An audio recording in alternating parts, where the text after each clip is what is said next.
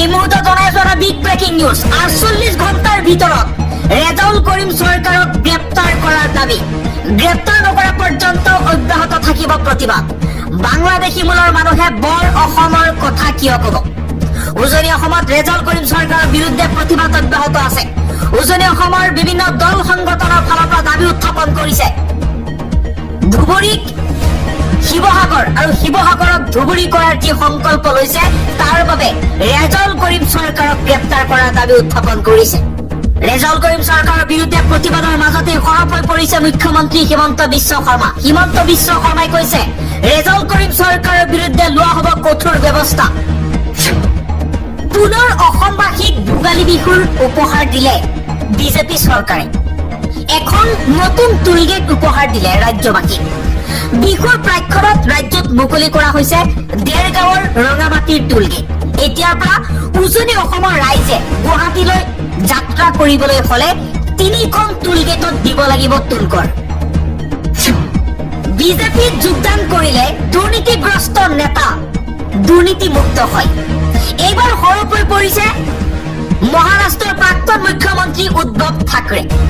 উদ্ধৱ ঠাকৰে কৈছে যেতিয়ালৈকে সোনম ৱাংচুকে নৰেন্দ্ৰ মোদীৰ প্ৰশংসা কৰিছিল তেতিয়ালৈকে তেওঁ দেশ ভক্ত আছিল।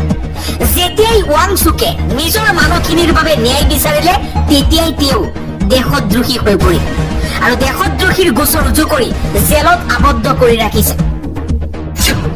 কেন্দ্ৰীয় সংস্থাসমূহক ব্যৱহাৰ কৰিছে বিজেপিয়ে।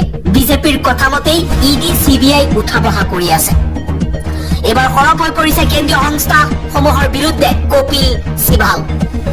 কপিল চিবালে কৈছে ইডি আৰু CBI এতিয়া সকলোবোৰ বিজেপিৰ হাতৰ পুতলা হৈ পৰিছে। ইডি তেতিয়াই যায় যেতিয়া নিৰ্বাচন আহে। পশ্চিমবংগত মমতা বেনাৰ্জী চৰকাৰক উৎখাত কৰিবলৈ, মমতা বেনাৰ্জীক ক্ষমতাচ্যুত কৰিবলৈ ইডিয়ে মমতা বেনাৰ্জীৰ চৰকাৰৰ সকলোবোৰ নথি পত্ৰ চুৰ কৰিছে। মমতা বেনাৰ্জীয়ে নিৰ্বাচন আয়োগলৈ পত্ৰ লিখিছে। এই ঘোষণা কৰাৰ পিছতেই ভাৰতৰ ৰাজনীতিত এতিয়া হাহাকাৰ দেখিবলৈ পোৱা গৈছে। কেন্দ্ৰীয় গৃহমন্ত্ৰী অমিত শ্বাহৰ বিৰুদ্ধে গোপন তথ্য মমতা বেনাৰ্জীৰ পেন ড্ৰাইভত আছে। বিজেপিয়ে যদি লক্ষ্মণ ৰেখা অতিক্ৰম কৰে তেতিয়াই মমতা বেনাৰ্জীয়ে বিজেপিৰ এই কুকীৰ্তি ফাদিল কৰিব।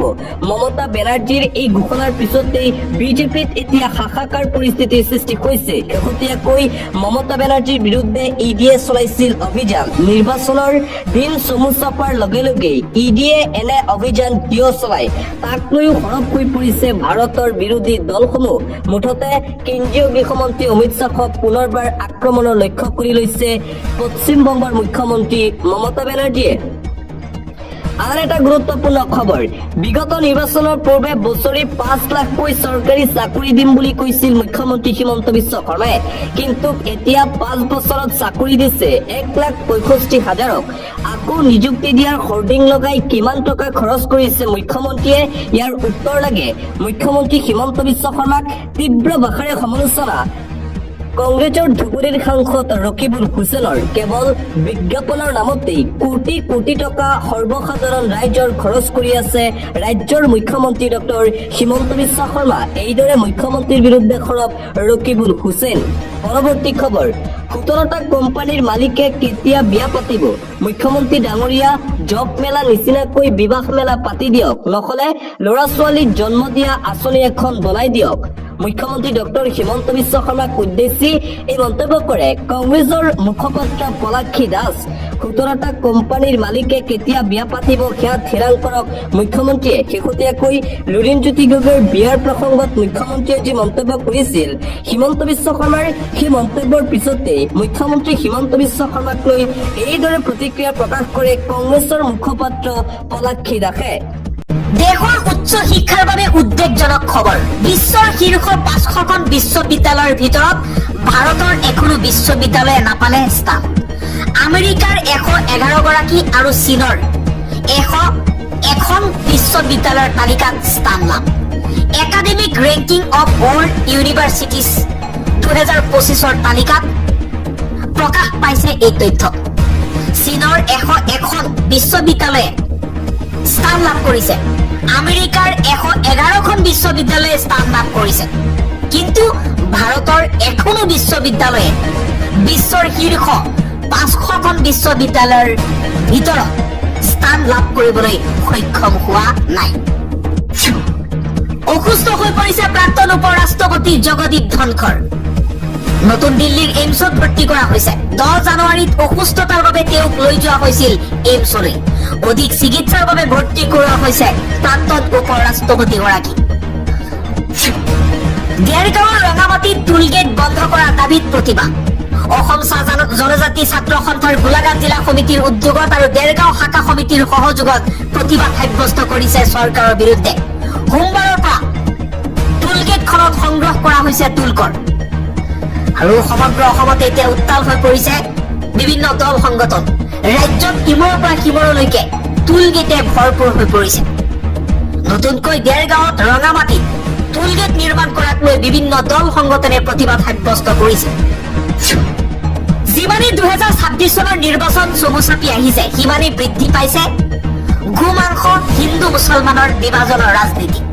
এইবাৰ মুখ্যমন্ত্ৰী হিমন্ত বিশ্ব শৰ্মাই কৈছে যে 100 কিলোগ্ৰাম গোমাংস অকল ধুবুৰী চহৰতেই কিনা বেচা হৈছিল, যিখন ঠাই আছিল হিন্দু প্ৰধান। মানুহে কান্দিছিল। মই ইয়াৰ বাবে শ্বুট এণ্ড চাইড ঘোষণা কৰিব লগা হৈছিল। আৰু সেই ধুবুৰীখন যদি শিৱসাগৰ তিনিচুকীয়াত হয়, অসমখন অসম হৈ নাথাকিব, অসমখন মিয়া ৰাজ্যলৈ পৰিৱৰ্তন হ'ব। আন এটা ব্ৰেকিং নিউজে মুকুটত আহি পৰিছে। যোৱা 28 ডিচেম্বৰৰ পৰা ইৰাণত আৰম্ভ হোৱা গণবিদ্ৰোহ এতিয়াও অব্যাহত আছে। দেশখনৰ শাসক বিৰোধীৰ প্ৰতিবাদ যিমানেই তীব্ৰ হৈছে, সিমানেই কঠোৰ দমন নীতি লৈছে ইৰাণৰ মুল্লা আয়াতুল্লাহ আলী খেমেনিৰ নিৰ্দেশত চলা চৰকাৰে। ফলত এতিয়ালৈ ইৰাণত নিহত হৈছে 500ৰো অধিক প্ৰতিবাদকাৰী। মুঠতে ইৰাণত ভয়ংকৰ পৰিস্থিতিয়ে দেখা দিছে। এতিয়াও অব্যাহত আছে গণবিদ্ৰোহ ইৰাণত। ইৰাণ জ্বলিয়েই আছে আজিৰ দিনটোত। এটা পলিটিকেল ব্ৰেকিং নিউজে মুহূৰ্তত আহি পৰিছে। বহাগ বিহুৰ পূৰ্বেই হ'ব পাৰে অসম বিধানসভা নিৰ্বাচন। বিধানসভা নিৰ্বাচনক লৈ এটা ব্ৰেকিং নিউজ। 2টা পৰ্যায়ত শেষ হ'ব পাৰে অসমৰ বিধানসভা নিৰ্বাচন। কিছু আগতীয়াকৈ অনুষ্ঠিত হ'ব পাৰে অসম বিধানসভা নিৰ্বাচন। 15 ফেব্ৰুৱাৰীৰ পিছতেই জাৰি কৰা হ'ব পাৰে নিৰ্বাচনী অধিসূচনা। নিৰ্বাচন অনুষ্ঠিত কৰিব পৰাকৈ সম্পূৰ্ণ সাজু ভাৰতৰ নিৰ্বাচন আয়োগ। 15 ফেব্ৰুৱাৰীৰ ভিতৰত প্ৰাৰ্থী ঘোষণা কৰিব ভাৰতীয় জনতা পাৰ্টীয়ে। বিৰোধী ঐক্যতাও আসন বুজাপৰা সন্দৰ্ভত শীঘ্ৰেই বৈঠক অনুষ্ঠিত কৰিব। নিৰ্বাচনী প্ৰক্ৰিয়াৰ বাবে এতিয়া সম্পূৰ্ণৰূপে সাজু হৈ পৰিছে শাসক বিৰোধী।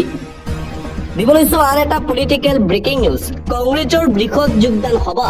গৌৰৱ গগৈৰ উপস্থিতিত শ শ লোকৰ আনুষ্ঠানিকভাৱে কংগ্ৰেছ দলত যোগদান। 26ৰ নিৰ্বাচনলৈ গৌৰৱ গগৈৰ নেতৃত্বত সাজু অসম প্ৰদেশ কংগ্ৰেছ। মৰিগাঁৱত কংগ্ৰেছৰ বৃহৎ যোগদান সভা দেখিবলৈ পোৱা গৈছে। গৌৰৱ গগৈ, প্ৰদ্যুৎ বৰদলৈৰ উপস্থিতিত মৰিগাঁৱত এই বৃহৎ যোগদান কাৰ্যসূচী অনুষ্ঠিত হয় কংগ্ৰেছ দলত।